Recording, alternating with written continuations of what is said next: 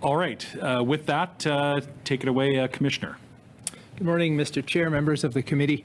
I'm pleased to be here today to assist the committee in its study of the device investigation tools used by the RCMP. I'm accompanied by my colleague, Gregory Smolynec, Deputy Commissioner, Policy and Promotion Branch. This study follows media reports and a response to a question on the order paper, confirming that the RCMP was using technical tools to obtain data covertly and remotely from targeted devices subject to judicial authorization. The response and media reports also indicated that the RCMP had not consulted my office prior to using these tools. Comme vous le savez, en tant que As you know, as the Privacy Commissioner of Canada, I am responsible for the protection and promotion of the privacy rights of Canadians in the public and private sectors. My office does so by investigating complaints, providing advice to government departments and private sector organizations, reporting publicly on compliance with privacy laws, and promoting public awareness of privacy issues. When I appeared before you in June to discuss my proposed appointment as Privacy Commissioner, I indicated that I would have as my vision the following three elements. 1. Privacy as a fundamental right. 2. Privacy in support of the public interest. And 3. Privacy as an accelerator of Canadians' trust in their institutions and in their participation as digital citizens. To the committee's study generally, I would say this. Privacy as a fundamental right means that all institutions, including the RCMP, should have privacy as a key consideration when designing and deciding to use any technology that could have adverse impacts on the privacy of Canadians. Privacy in support of the public interest means that by considering privacy impacts at the front end and by consulting with my office, organizations can prevent privacy harms at the outset and indeed improve the tools that will be used to further the public interest, whether it be the prevention of crime, the protection of national security, or the advancement of Canada's competitiveness. Privacy and the public interest go hand in hand. They build on and strengthen each other, and Canadians and their institutions should not have to choose between one or the other. Privacy as an accelerator of Canadians' trust in their institutions and in their participation as digital citizens means that when organizations such as the RCMP consider privacy impacts at the front end and are seen to be doing so, this generates trust and reassures Canadians about the necessity of the tools and the measures put in place to mitigate privacy impacts and ensure proportionality between the measures and the objectives.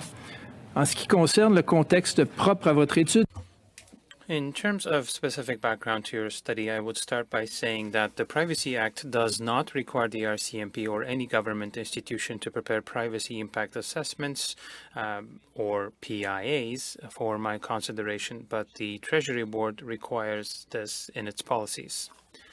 I hope to see this included as a binding legal obligation in a modernized version of the Privacy Act. As you know, the RCMP recently indicated that it had put in place a program to use on-device investigative tools and other methods to obtain data covertly and remotely from these targeted devices. The RCMP confirmed that these tools could collect private communications such as texts and emails sent or received from the device, documents and media files stored on the device, as well as sounds within range of the device and images viewable by the cameras built into the device. The RCMP has also stated that the use of these tools is subject to judicial authorization. My office was not informed or consulted on this program prior to its implementation or since. After learning about this through the media in late June, we contacted the RCMP for more information, and the RCMP has since scheduled a demonstration for my officials in late August. In its response to the question on the order paper, the RCMP indicated that it began drafting a PIA in relation to these tools in 2021, but we have not yet seen this evaluation. We will review it to ensure that it includes a meaningful assessment of the program's privacy compliance and measures to mitigate privacy risks. We will also review it to ensure that any privacy invasive programs or activities are legally authorized, necessary to meet a specific need, and that the intrusion on privacy caused by the program or activity is proportionate to the public interest at stake. This would require the RCMP to consider whether there is a less privacy intrusive way of achieving the same objective. If we find shortcomings in terms of privacy protections, we will provide the RCMP with our recommendations, and we would expect them to make the necessary changes. In conclusion, I would reiterate my hope that the timely preparation of PIAs be made a legal requirement in a modernized version of the Privacy Act. Doing so would recognize privacy as a fundamental right, it would support the public interest, and it would generate necessary trust in our institutions, such as the RCMP, that are doing vital and important work for all Canadians. I would now be happy to answer your questions. How one of your priorities as Commissioner is viewing privacy as a fundamental right. Certainly with the order paper question, some concerns around the way that the RCMP and the government approached the procurement of this software. I'm wondering if I could hear your opinion as to whether or not you would see the government sharing your opinion as privacy is a fundamental right in the way that this process seems to have been gone about. Well, I know that the Department of Justice has issued a paper recommending proposed modifications to the Privacy Act in a modernized version, and this committee has done as well. And one of those goes to the preamble, strengthening the language in a preamble to highlight the fundamental importance of privacy to dignity and the rights of Canadians. And so what I would say is, seeing this as a fundamental right, we should have, all institutions should have it as top of mind. It should be a culture of privacy, it should be privacy by design. So when thinking of new tools, new public interest opportunities, that priority is given to considering the impacts on privacy. So I find it interesting when you shared a little bit of the timeline that about the RCMP's response to basically being called out on this with this order paper question and revelations. Do you find it suspect or curious that it was only after having this information gone public that it seems that they would have been more forthcoming with their privacy obligations?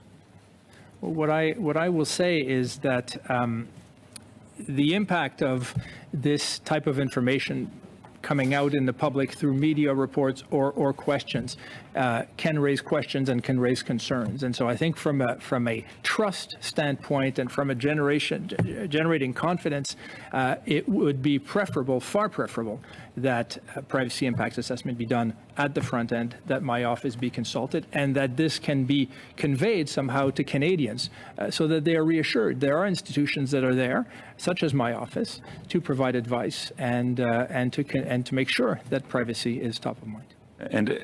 And just to clarify, I know, especially when it comes to law enforcement, we have heard, and I'm sure we'll hear about how the operational realities of an investigation. Does your office have protocols in place to make sure that things like investigations and the integrity of those things could be protected?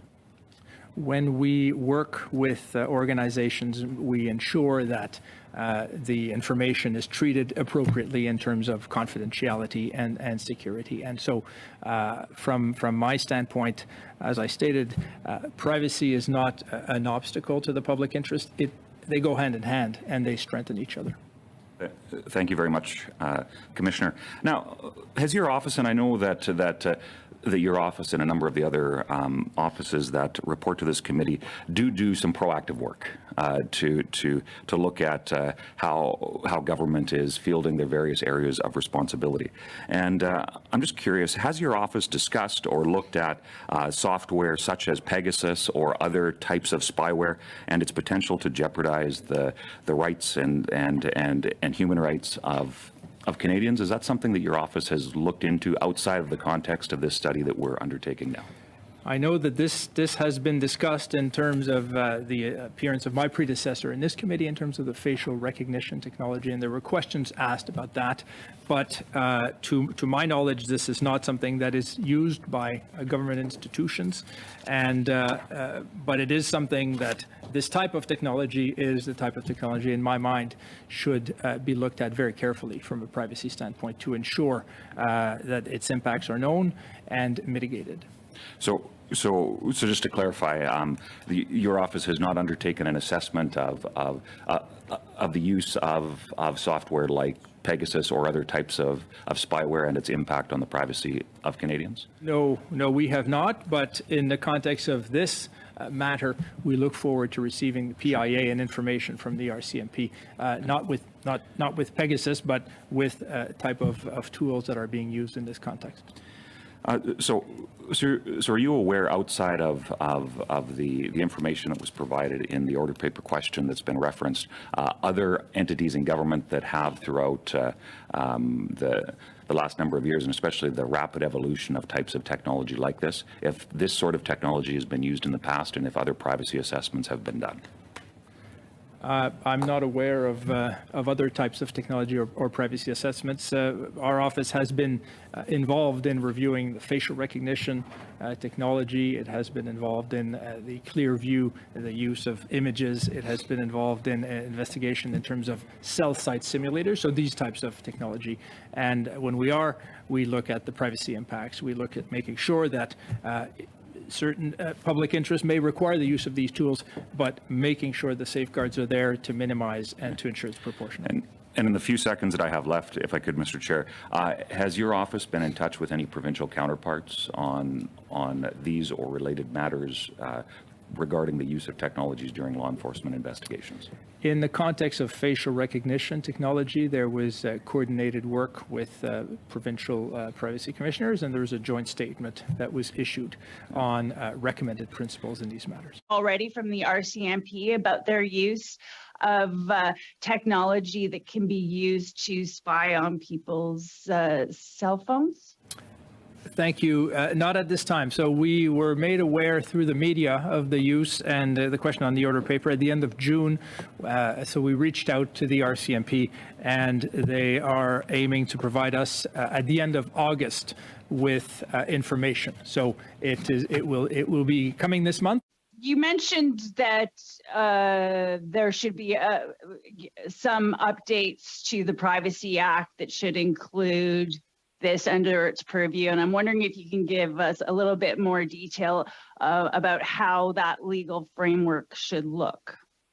Sure, and so currently there's no legal obligation on departments or the RCMP for doing this. There is a policy from the Treasury Board, and there's a directive, and those policy instruments require that PIAs be done when there's a new program or new use that could be potentially having an impact on the privacy of Canadians. And there's a requirement that my office be notified early enough so that we can provide meaningful input. And the idea is again, to reassure Canadians and also to ensure that the information and advice is there.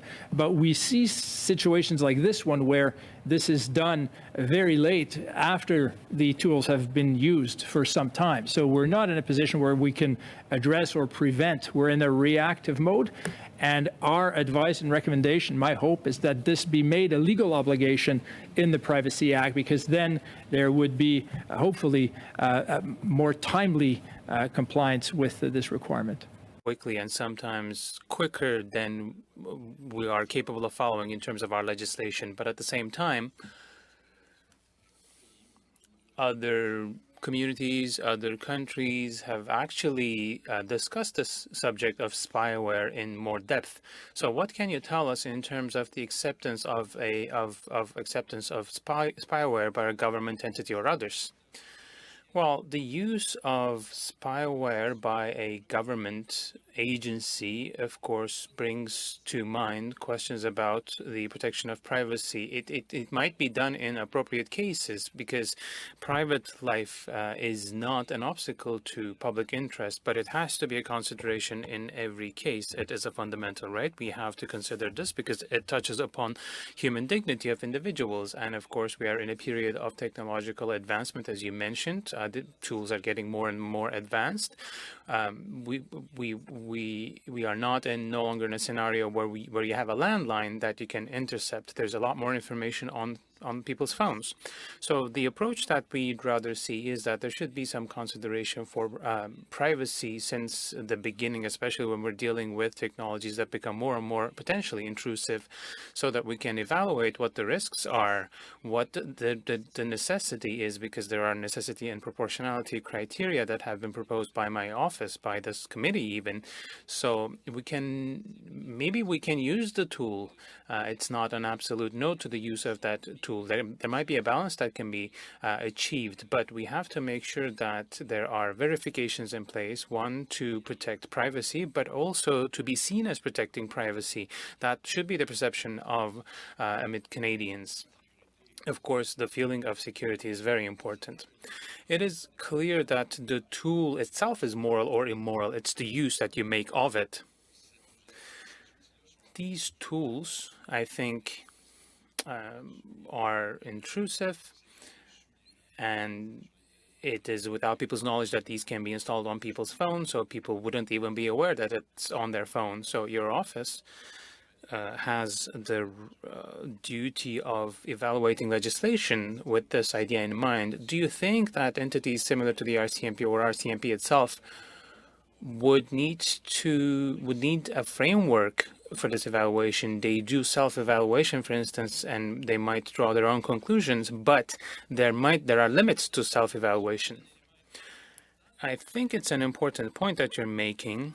And this afternoon, I think you will hear from the RCMP as well. And I think they will also underline that these tools are part of a regime as per the Section 6 of the Criminal Code. And their use is dependent on judicial authorization. It is an important element to consider.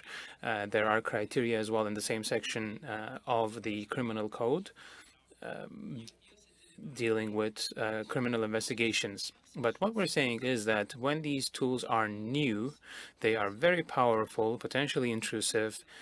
Even though we are within a system where there are judicial controls, it's still important to check privacy implications. There are regimes that allow this. It's not a judicial regime. It's something that comes from the Treasury Board, and my office is asking the department that these questions should be asked.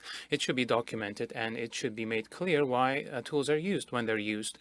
And they might conclude by saying, yes, it is intrusive, but it was necessary because it was a difficult investigation. We had no other means, so we had to resort to this. So it's not about choosing one between public interest and privacy of Canadians, but these checks and evaluations should be done before the fact, and it should not be something that we find out in an article in the media or in a committee meeting, for instance. So these preliminary checks should be done, and my office should be consulted when necessary. Of course, there is this impression of breach of trust, if you will, in all this. There are different bills that are relevant here, but what I'm worried about is that there might be some cracks in these bills. Things might slip through these cracks. Have you looked into that?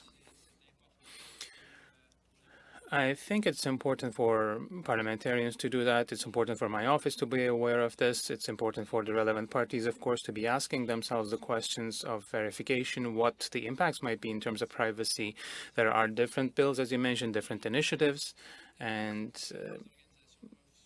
organizations should make privacy central to their programs, but parliamentarians, of course, should have the same approach when they're working on legislation. And my office will always be there, of course, to give its opinion to committees. Do you think that there's a need for a moratorium on spyware to take the time to really evaluate things? I think, as it was done with facial recognition technology, it is important to see the scope of things.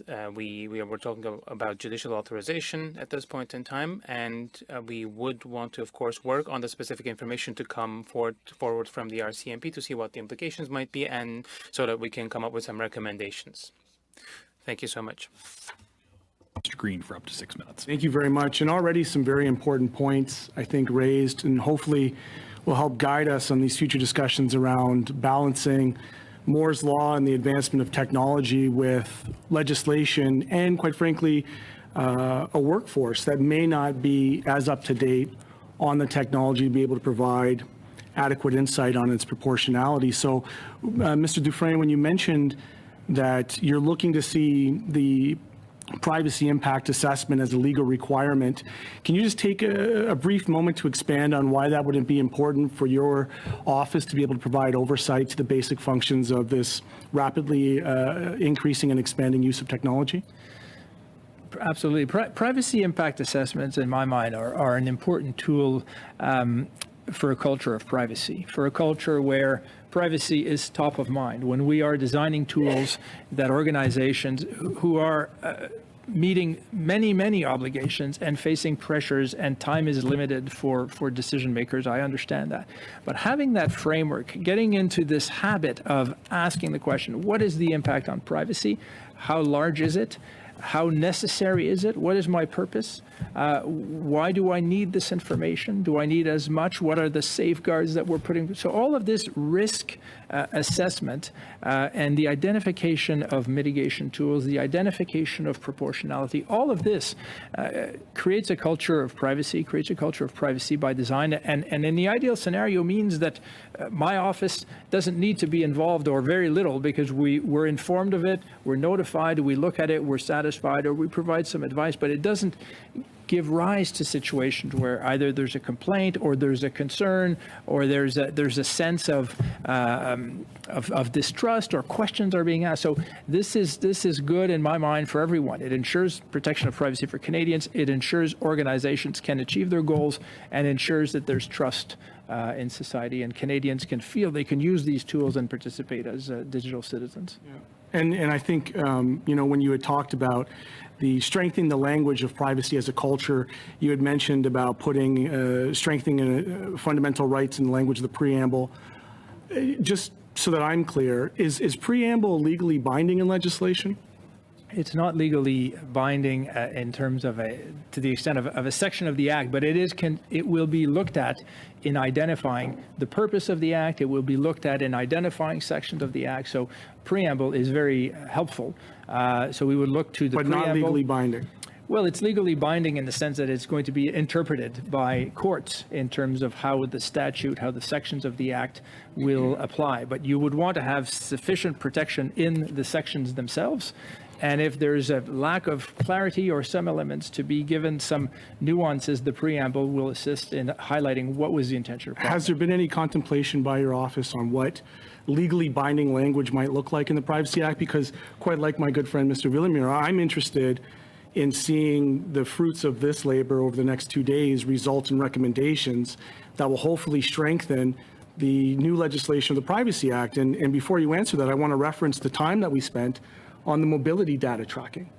And that was a culture, again, referencing that the Treasury Board has this language within it, but we had a department who went beyond the scope of the Treasury Board's directives and had this committee spending a considerable amount of time contemplating that use. So help me close the gap between suggestions, culture, preamble, and strong legal requirements for privacy. Right. Well, and in the context of this study, and there was the study in terms of the mobility data, there was a study that this committee did in 2016 in terms of overall Privacy Act reform. So there are a number of recommendations, and the one that is very relevant here that I'm reiterating is the one about having in the Act a section requiring that organizations prepare privacy impact assessments when they are designing. I want to jump in on that because we had spoke briefly before the meeting, and you know that I've been trying to champion the duty of candor. And I would put to you, given your past roles, that you would know better than most just how serious and how important Parliament is as the Grand Inquisitor of the nation to ensure there's oversight, civilian democratic oversight over our institutions. And yet it seems like, and in fact, I believe there's been judicial comment on how CSIS and the RCMP have a bit of a cavalier approach to Parliament. So can you comment on how privacy assessments ought to be, or do you think privacy assessments should also be made readily available to this committee to help offset some of the unnecessary time that we might have in investigating these things if there was a bit of a more proactive duty of candor within this particular committee? Well, I think it's a similar idea as to why my office should be receiving notification of these privacy impacts assessments. There was a recommendation made, I believe, by this committee in terms of not only requiring PIAs, but also requiring reports or more fulsome reports in terms of privacy management initiatives, in terms of privacy steps, so that this information can be made available either publicly or if there are some issues about public information, that it's be made available to the proper entities, my office, certainly this committee. If information has to be confidential, there are tools with that, but it is important that the proper bodies, including this committee, including the House, have this information. And again, it generates this notion of trust, in that questions may not need to be asked if you have this information provided on a proactive basis, and therefore that allows the organization to fulfill their important public interest without having to answer these questions after the fact. Did you hear about this technology only through the media, or were there other ways that you heard about how this was occurring? We heard about this from the media. Okay. And do you have any more information in your office at this point, or just that you're going to get information in the end of August? The information that I have is the information that I have from the media reports, also from the RCMP's answer to the question on the order paper. So there's more information there. And I know that there will be a fulsome briefing to my officials at the end of August, but I don't have more information than that. And in terms of asking for more information, did you formally request more information at this time or at any time prior to her hearing about this in the media?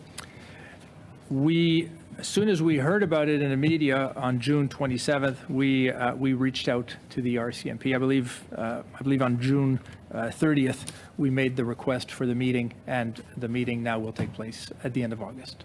Okay, and did your office, you just asked for a meeting, no other information at the time? What I understand is that we asked to be provided with information about this initiative, these tools, and a briefing on those tools. I don't know if there's more information, but I expect that we're going to receive enough information so that we can provide meaningful input on this, and I expect that we will receive the PIA as well. Oh, you've asked for the PIA? We know that the PIA, we've been informed the PIA was done in 2021, and this is something that we're going to want to see. I don't know if we're going to see this at the end of August, but this is something that we will want to see. Okay, and going on some last testimony, you had mentioned that the PIAs are non-intrusive, they're very private themselves. So have you done a PIA on the RCMP and other past technologies in the past? What I know is that the office was involved in reviewing the facial recognition technology in the Clearview AI. We also had an investigation in terms of use of cell site simulator data. I don't know if my colleague has more information in terms of PIA that would have been proactively shared and discussed with us. There have been other PIAs submitted by the RCMP historically in the past. And have they always given fully what your office needed when you've asked for them? Well, typically it's not unusual in a PIA submission that we would request additional information upon receipt of the PIA. We'd ask additional questions. It's a little bit of an iterative process where we may ask for supplementary information or documentation as part of our review of a PIA. So that happens quite frequently. Okay. In terms of your office and your knowledge, and it comes to all this new technology that we're using, are you aware of who approves this information? Would it be the RCMP themselves?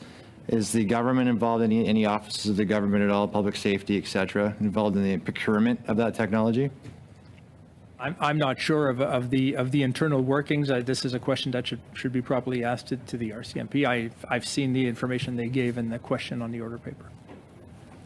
Okay.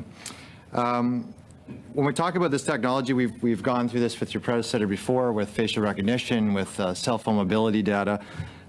Does it concern you that a general warrant in this kind of technology is all that's necessary to remotely access someone's phone or microphone or camera? Well, again, I will want to know the details from the RCMP, which warrant they are using, which authority they are using. If it is Part 6 of the Criminal Code, there are more safeguards there in terms of authorization, in terms of notification to the person after the fact. So this is going to be part of what we look at to see if it's enough. And if this is used, if it's this one, and if we need to strengthen it with other means. But the Part 6 in the Criminal Code does have a number of safeguards built in. And we know that this technology has been used in the U.S. It's no longer allowed to be used in the U.S. So would you have concerns, I know this is my last question, Mr. Chair, concerns on its use in general, just from knowing what you know right now, and what would those concerns be? Well, I think that my concern is making sure that this type of technology is looked at from a privacy angle, and that is looked at carefully to ensure that it doesn't go further than it needs to achieve the necessary public interest at play. So this is something we'll be able to do once we see the details of the specific tools and the uses, the purposes, and the safeguards. There are no Pegasus-like tech that's being used by government departments that you're aware of. Is that right? I think Pegasus itself, I think I was referring to this program, and to my knowledge is not used by any government agencies. And sir, you have a lot of experience. I would ask you, on a world scale, where does Canada place in its protection of privacy of Canadians from mass surveillance, or the use of Pegasus-like technology in surveilling Canadians? Where does Canada stand on the world? Well, I think Canada has a number of safeguards, and the role of my office is to ensure that we can make them stronger and to promote making them stronger. So we've called for law reform for the Privacy Act to modernize it so that it catches up to new technology. There is a Bill C-27 currently before the House in terms of private sector privacy. I think that we value privacy as Canadians, and I think it's something that has to be top of mind, which is why I say privacy is a fundamental right. It has to be so. It has to be seen as such.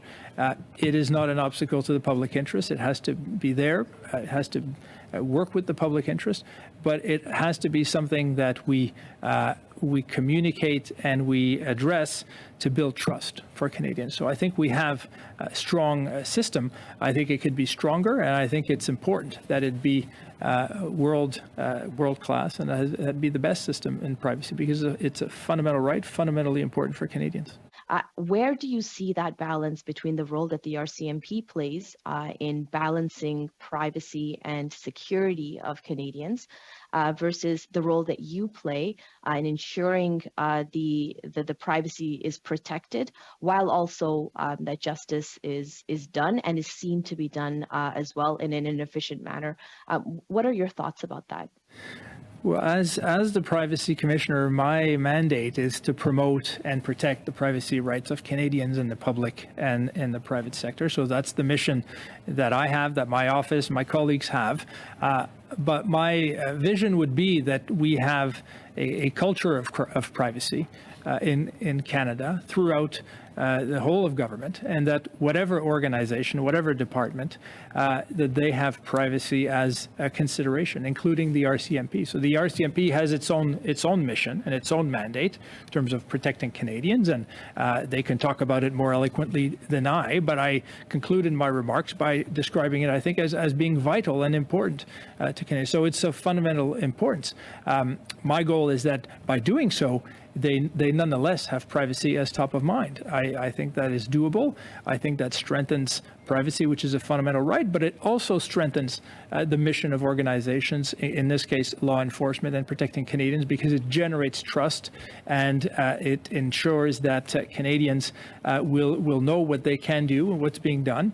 And I think that ultimately helps the RCMP in its mandate. Documents received by the RCMP talk about Section 6 of the Code, and it is as if it replaces the Office of the Commissioner. What do you think? What's your comment on that? It doesn't replace the office. It's two separate things. Section 6 outlines the circumstances in which the tool could be used by law enforcement. It talks about authorization from a judge and notification obligations. So there are all sorts of criteria in there. That's very important. Of course, the use of a tool that wouldn't be subject to such an obligation, such a regime, that would lead to a scenario with fewer mechanisms to mitigate. So, of course, a tool used in any situation, any and every situation towards everyone, that would be treated differently than a tool that would be used in a targeted manner in specific investigations with authorization. But it doesn't take away the necessity that law enforcement, when they deploy new tools, they have to do, they have to carry out privacy impact assessments. That is the role in there, and that's the role of my office as well. That is to provide our opinion. And maybe we would say, of course, yes, this mechanism is sufficient. We are happy, we're satisfied.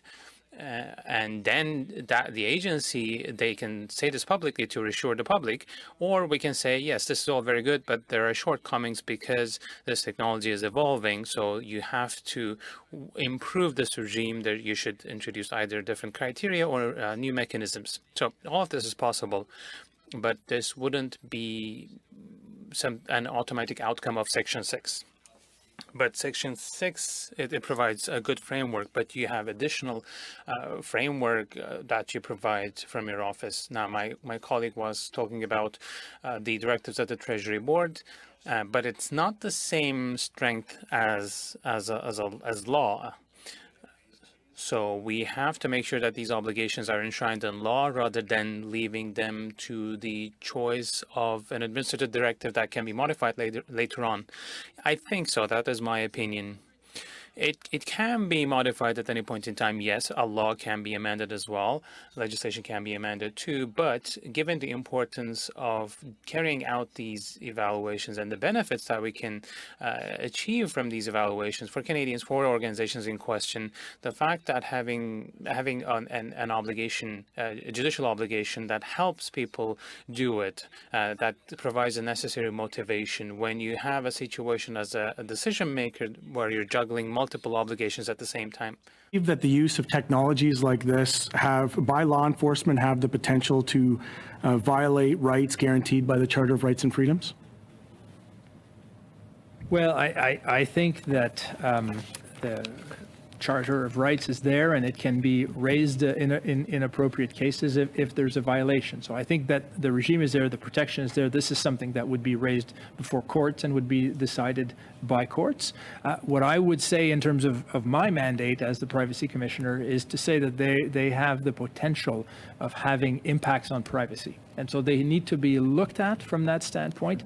There is a regime that allows that, and it is the regime of the privacy impacts assessment.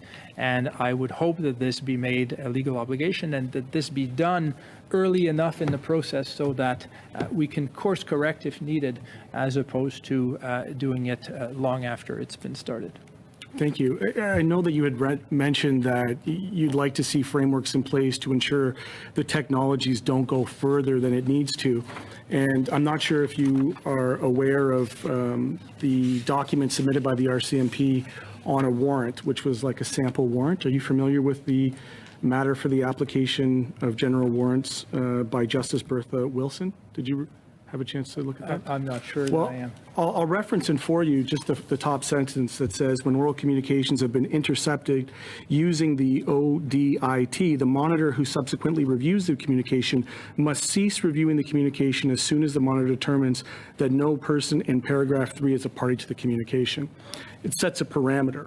Right. And the challenge that I have with the cavalier nature of law enforcement, you referenced Stingray technology where they're mass intercepting communications from everybody and then kind of deciding which ones they'll use, is who reviews their use. So once this warrant is granted and surveillance has begun, what mechanisms are in place to ensure the RCMP are adhering to the terms of this warrant? And that's right. This is what we want to be looking at, and these are questions you may want to ask to the RCMP when they appear before you. But how does the regime work? How well does it work? There is judicial authorization, and there is follow-up that can be done there. There's notification.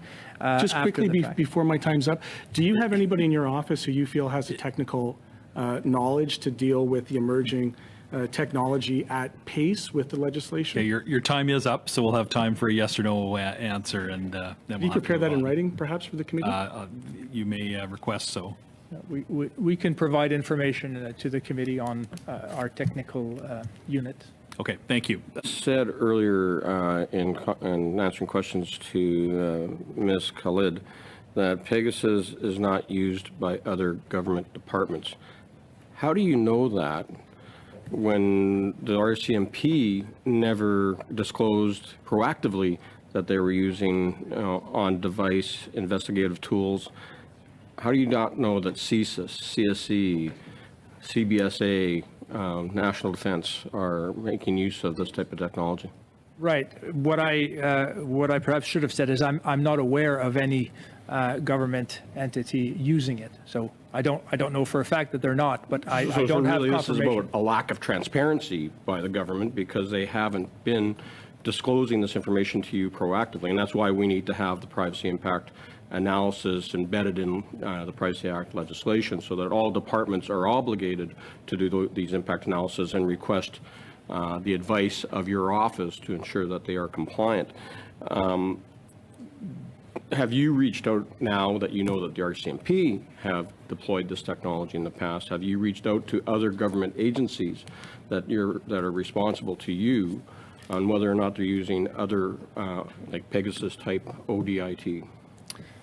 No, we have not. We've reached out to the RCMP after this matter became public, and we would expect that the government departments to have the onus on reaching our office and advising us if they are using tools. And so that's the expectation. You wouldn't be interested in actually asking them directly as your role as commissioner to whether or not they will disclose that they use on-device investigative technology?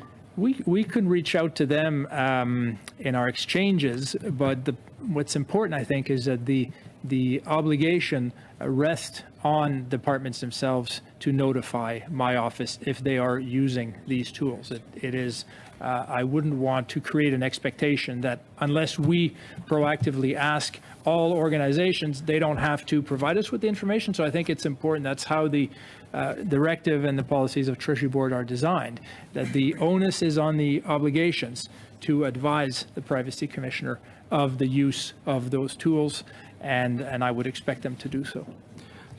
So, as conservatives, we do believe that we want to make sure that police agencies and our national security and criminal investigations have the appropriate tools to do this, as long as charter compliance is in place, that privacy rights are protected. How do you feel about the unintended consequences? Because they may have a warrant to turn on a cell phone and monitor the data or the video of conversations happening between a person of interest. But what about the other Canadians who might be around that device and have their privacy violated as well? How do we balance that off? Well, that is exactly the type of question that we would be asking in terms of looking at a PIA. This is the type of approach that I would call a culture of privacy, to say, well, what is the impact on the privacy of Canadians, and are you going further than you need to? You may well need to do it to investigate one individual, but are you using a tool that's going to be gathering information about other individuals? And is that necessary? Can that be avoided? Can that be mitigated? So this is part of the context that we would want to look at to see if it's minimally intrusive from a privacy standpoint. Is there a responsibility across government agencies and departments to ensure that they respect the charter where they are prohibited from spying on Canadians? This is spyware, so they cannot directly or indirectly spy on Canadians unless proper warrants. And do you believe that the current warrant system we have in place is modern enough to deal with the spyware that's out there now? Well, this is why we need this information. This is the question that we will be asking when we receive the briefing on the information to see, given this new technology, are the safeguards sufficient? Or do we have recommendations to make it safer from a privacy standpoint? These tools may well be needed, but do they have an impact from a privacy standpoint that is greater than what is warranted given the purpose? So this is an important question. This is the central question to my mind when doing a PIA, is to looking at the purpose, looking at what the impact. What benefits does a PIA offer that a judicially approved warrant might not?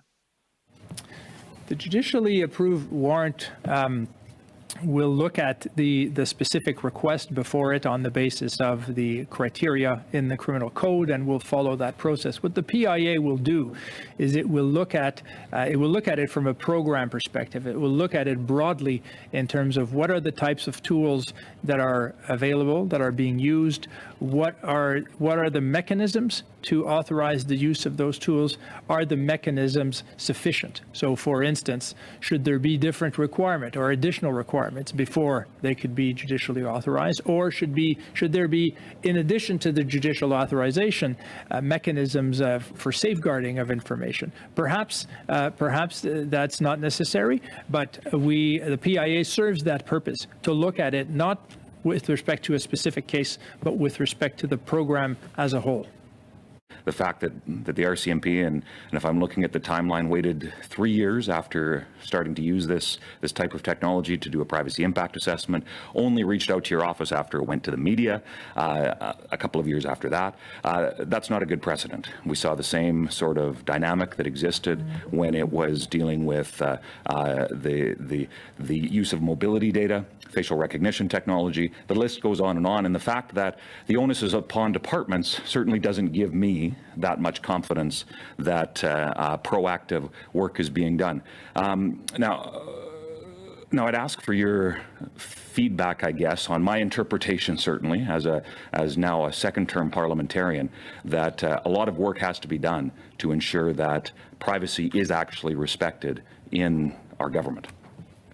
Absolutely, and this is something that I will be looking at in terms of what can we do in terms of the OPC in helping this process. So first position I'm stating is that the recommendation should be a legal obligation, and it should be on the departments to do so and to proactively do so. I've been having good exchanges and meeting my counterparts. It's been my first month as a privacy commissioner. I've spent a lot of time reaching out and having good discussions, and I sense a lot of goodwill, and so I want to build on that, and I want to create means of communication and exchanges. So I'll be looking to see how we can improve that. Sorry, just to clarify, counterparts, do you mean provincial or within agencies and departments? What do you mean by? Both, with respect to provincial counterparts, with respect to departments, with respect to a private sector. So I'm going to continue that outreach and to see how we can help that process to make sure the information flows. So certainly, when it comes to, and I'm glad that the RCMP will be briefing you and your office come the end of August, although again disappointing that it's only under these circumstances that's taking place. I'd asked in my previous round for you to clarify if your office had safeguards in place to ensure that operational integrity of something like a law enforcement entity like the RCMP, to ensure that an investigation is not compromised and whatnot. And I'd like to give you an opportunity to expand a little bit on that, especially as the RCMP and the Minister of Public Safety will be appearing before this committee a little bit later. Can you expand as to some of the steps that you and your office have to ensure that entities like the RCMP or other arms agencies, departments of government can be assured that if they reach out to you, the operational integrity of something like an investigation would be protected? certainly, if we will put in place the mechanisms necessary so that if we receive information that is confidential or secret or top secret, obviously we want to protect that. Again, that goes to the point on privacy is not an obstacle to the public interest, and so it's not in the public interest to jeopardize the confidentiality of investigation information. So looking at privacy impact assessment has to be done in this context. If there's information that's of a particular sensitivity, then it has to be treated appropriately, and we would put the measures in place to do so.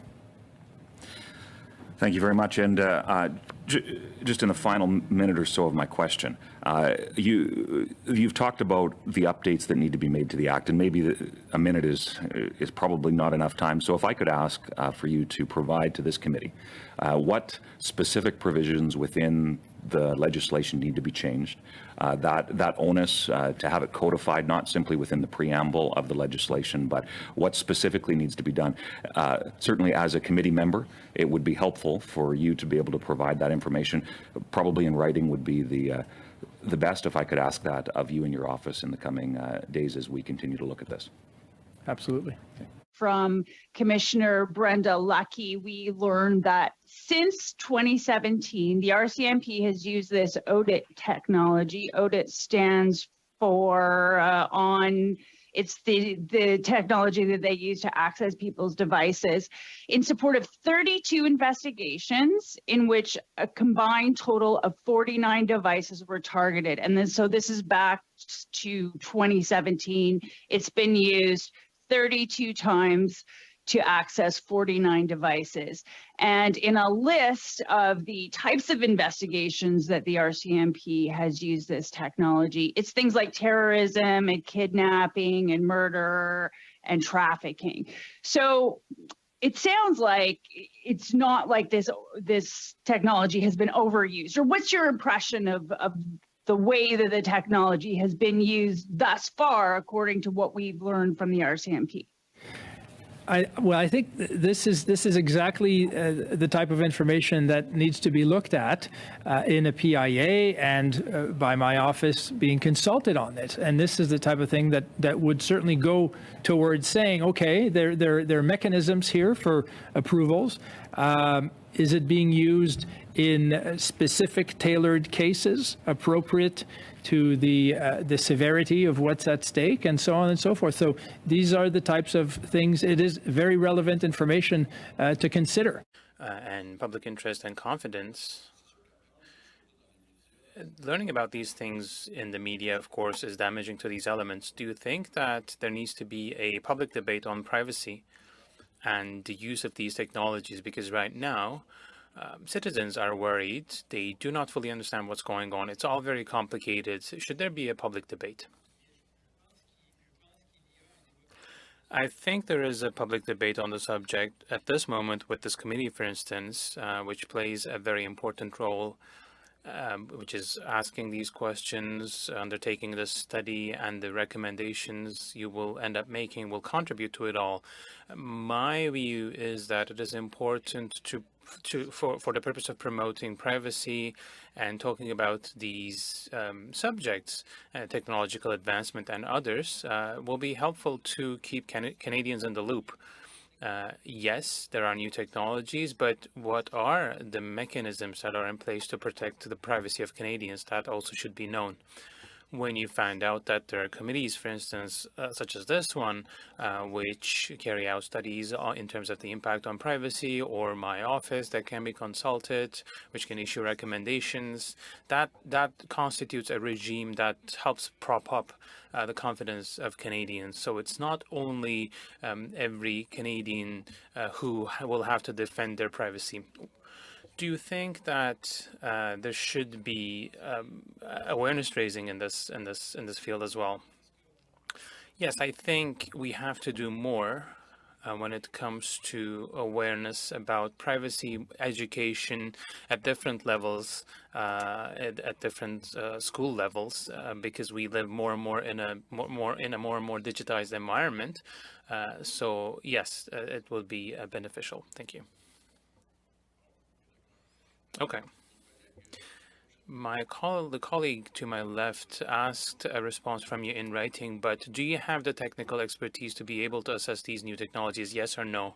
Yes, we do have a technical team that's very, very, very strong, and it is part of what we do. We do evaluate technologies, and we try to make sure that we keep up. Do you believe that your department is set up contemplating the proactive approach to the assessments, the rapid advance of technology? Do you believe that you're set up and fully funded in a way that you'll have all the tools and resources necessary to keep up with the subject matter expertise and this growing explosion of surveillance tools that are being used? Well, we're certainly looking at the resources situation very carefully. We have had the Privacy Act extension order that extended the ambit of the Privacy Act, so we've made a request for more resources based on that. We're waiting for the answer on that request, but we're also looking at C27. We're looking at potential modernization of the Privacy Act itself, and so all of these are raising questions in terms of resources. Not everything requires more resources, but I'm certainly looking at this very carefully. It's one of my focuses to see, do we have what we need, and what will we need so that we can be as efficient as we need to be. Specifically knowing what this specific software can do, perhaps in your research, is there anything new you'd recommend for the Privacy Act, not that we didn't have before in facial recognition technology or on mobile data? I think I will wait to get the briefing on those specific tools to see all of the capabilities that it has. But I think that we need to make sure that the legislation is, when it's amended, that it's done in a way that it can keep up with technology. So we can't amend legislation as quickly as technology evolves. So how do we make sure that the legislation is flexible enough to keep up with that technology that's going to be evolving. But I think the questions remain the same in terms of focusing on the impact, on the privacy intrusive nature of these tools, and comparing that to the goals and making sure that it goes no further than what is required by the goal. And in some of those recommendations, based on some of my research, there are a tremendous amount of loopholes that technology exploits in order to be able to use that. One of those is that if satellites go over Earth orbit and that information is contained in that satellite, there's ways that they can be stored in other countries. So that Canada can get that through other ways, but we have specific loopholes that we just haven't caught up to, and we know we're finding that out here. Is that something else your office is investigating and looking into when it comes to being as modern as possible when we redo these privacy laws? We're working very closely with our international counterparts and seeing how we can work together, put forward similar principles, and deal with these issues that, in many regards, know no borders. So that's part of what we do in terms of the international outreach and sharing of information. And in terms of public versus private, I know this has come up before. There's certainly sometimes different rules for private and public. You've also talked about working with the provinces. So specifically when it comes to private and public, working with the provinces, are we developing best practices in order to look at this technology as a whole, federally and provincially? We have great working collaborations with the provincial counterparts, and this is my first month, but I was told that there is a monthly calls and regular discussions and exchanges. So we do keep a close relationship to work with each other. I'm concerned that there hasn't been complete transparency here, and never mind, concerns around the issue of privacy. When you look at the track record of this committee's work into things like we started down the mobility data avenue, and they'd never, the Public Health Agency in Canada and the Minister of Health never came directly to the Office of the Privacy Commissioner to get advice. There was some information sharing, but there was never an ask for input from the Privacy Commissioner's office. When we did facial recognition technology, it's after the fact when we learned about Clearview and how they're using artificial intelligence and the shortfalls in monitoring, and it was only after it became public that police agencies in Canada decided to quit using FRT from Clearview in particular. And now we are here talking about ODIT and software companies like NSO that has the Pegasus spyware. And you have all these, as been described, mercenary data companies that are out there selling this to not just police agencies, but other governments and access worldwide. Are you not concerned that, if the RCMP, CSIS and other government agencies are using this commercially available technology, that it could fall into the wrong hands, never mind the privacy breaches that can occur with the use of that technology here in Canada? Well, I think privacy breaches are always something that we have to be guarding against, and that my office should be informed of them when they occur. And the more sensitive information an organization holds, the stronger the protection should be in terms of those breaches. So that's fundamentally important. I think the potential high potentially intrusive nature of these tools warrant that they be looked at from a privacy standpoint. So whatever the tool is, needs to be looked at from its impact, needs to be looked at from a proportionality and minimal use. And if there's a risk of private sector use, well, that has to be looked at within that context of private sector use, which is going to have far different justifications than the public sector in terms of law enforcement. So as we look at, the use of ODIT, and we look at the Pegasus software system in particular, the U.S. Found that it was being used by malign actors and other foreign state actors within the United States. Do you have concerns that is potentially happening here as well? The U.S. Congress has banned the use of Pegasus from use in the entire United States. Well, what I see in terms of reports about use of software like Pegasus to be directed in terms of citizens without authorization or by, so these are concerning. These are concerning allegations, and so I wonder. This is something that, if it occurred in Canada, would certainly raise concerns. So again, this comes down to trust in our institutions between Canadians and the RCMP, Canadians and Parliament, Canadians and government agencies. When we had this question on the order paper return, the RCMP said that they'd used ODIT 10 times. Now we have, and because it was referred to by one of the Liberal members, a letter from Commissioner Brenda Lukey to committee here. They're now saying it's been used 32 times, but yet refused to follow this committee's request for information on the details of the warrants that were used, and the warrants are all different aspects of under the criminal code and under our charter rights. So you've got to be concerned about how it's being used that way, and also the RCMP are refusing to disclose if they are using this type of spyware on the Hill here against parliamentarians, against our staff, against department officials. So how do you feel about the RCMP again? The yardsticks keep moving. They refuse to comply with Parliament's supremacy here in getting information, as well as withholding critical information that this committee has requested that would also help inform your office on how ODIT is being used in Canada. Well, I think these are questions that could be asked of the RCMP members. My focus is with respect to my office's role being consulted on the privacy impact assessment. So that's, I look forward to seeing that at end of August. I would have liked my office to have seen that already, but looking forward, we will review that and we'll provide our best advice to ensure that this is potentially properly takes into consideration privacy of Canadians. Do you think that Canadians have been surveilled by spyware in general?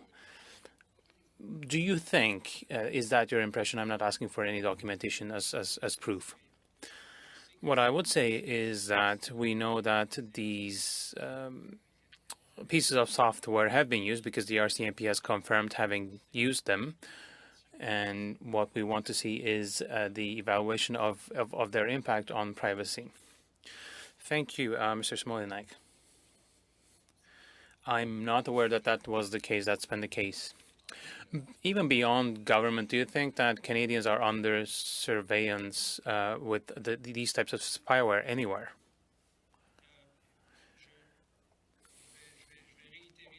I will reiterate the response that I provided based on the information that we were given. There might be other witnesses which can talk about their experiences.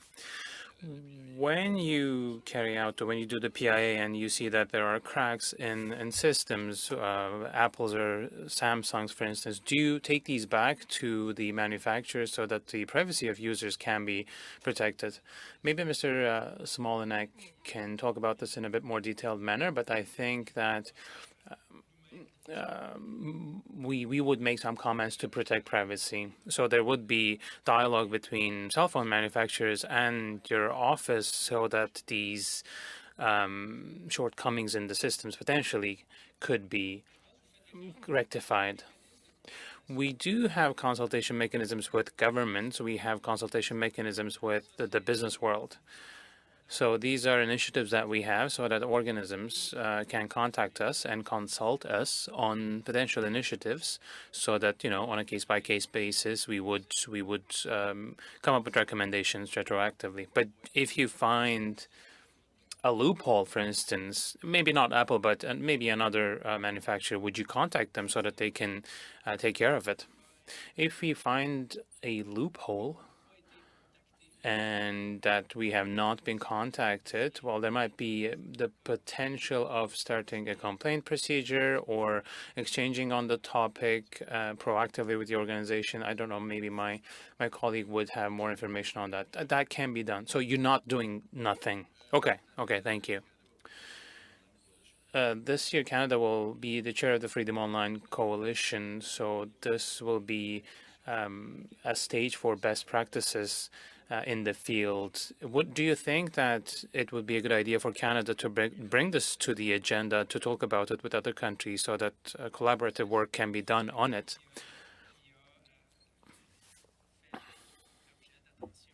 Well, yes, this has been on the public's mind through this committee or the media attention brought to the topic recently. This is something that intrigues Canadians when it comes to their usage of their devices.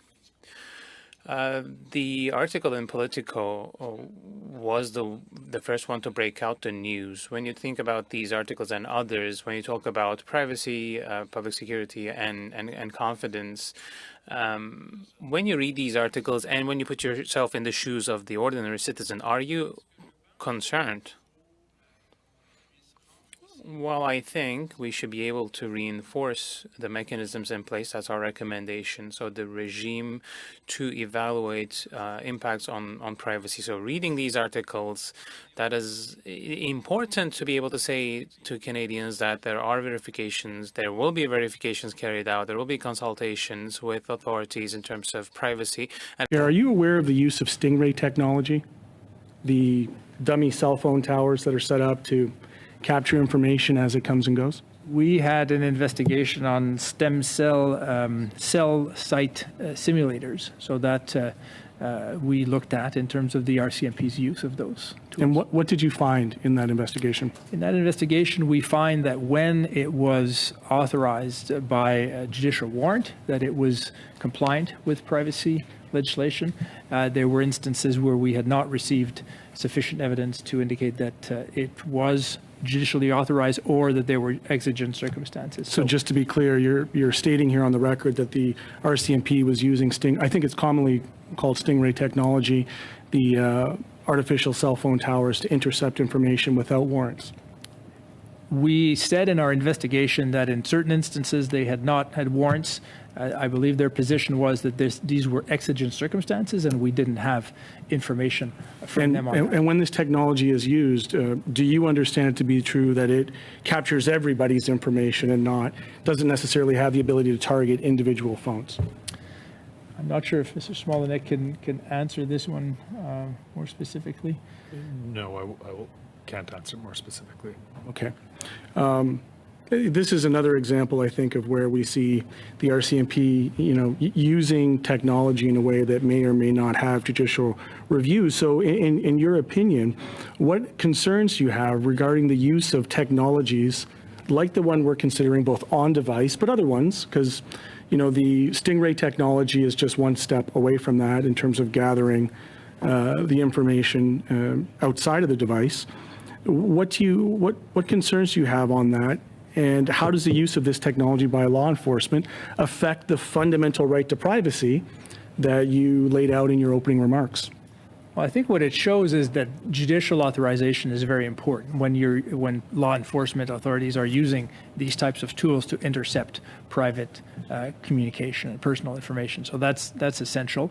And in that investigation, we found that in certain circumstances where there was no such authorization, we wanted to see information about exigent circumstances. And so that is something Could I pause for a second, Mr. Chair, on that point? Given your history and your understanding of the Charter and breaches of the Charter, what happens when law enforcement uses this technology without judicial oversight? What are the ramifications? What are the outcomes and consequences of that use? Well, it's important that there be oversight for the use of those tools. Those tools are intrusive. They have access to private information of Canadians. So that's why Parliament has put in place judicial authorization regimes. That's why we have the Charter. We have all these limits, so fundamental rights of Canadians. In the context of privacy, the question we're asking today is, in circumstances where there is judicial authorization, where there is a regime, do we need more in terms of privacy consideration? My apologies, that's actually not the question I'm asking today. The question I'm asking today is what happens in a culture. You've referenced a culture of privacy. I'm suggesting to you that there's a culture of cavalier intrusions on privacy, shortcuts that are taken. We had Clearview before us as a study where a lower level police officer suggested that somebody just took it out on a whim. We had an RCMP officer refuse to name the person who authorized it in what I believe to be contempt of this committee. So the question that I'm asking isn't so much in the perfect scenario, but what are the threats and risks involved in situations where an officer goes rogue for whatever reason, or doesn't necessarily have the oversight, even within the RCMP, quite frankly, to do the things that they're doing, given the expansion of technology and the industry's propensity to offer this stuff even through, as I'm hearing anecdotally, even through trial bases and for free to kind of circumvent procurement?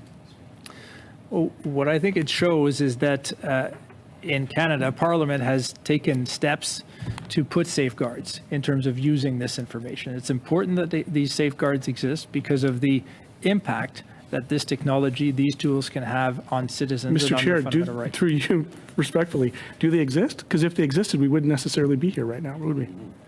Well, in this instance, what I'm saying is there is a process to do a privacy impact assessment on the use of new tools. I respect that, and I respect the newness in your position. I would put to this committee that, in fact, the guardrails don't exist, which is why we're here in the summer examining something that was really only discovered due to the diligence of the media. Thank you.